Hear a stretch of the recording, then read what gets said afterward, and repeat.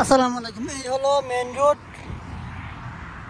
এই দেখবেন মার্কেটের সাইনবোর্ড, তিনটা গেট দেখতেছেন। মাঝের গেট দিয়ে ঢুকবেন, এই যে মাঝের গেট দিয়ে ঢুকবেন, একবারে আমার দোকান পেয়ে যাবেন। এই গেট না, এই গেট না, এই যে মাঝের গেট দিয়ে ঢুকবেন। এই যে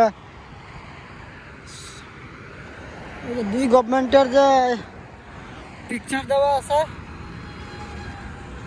সুলতান কাবুজ, আয়তামিন কাবুজ পিকচার দেওয়া আছে। এই পিকচারে গেট দিয়ে ঢুকবেন, একবারে সামনে দোকান।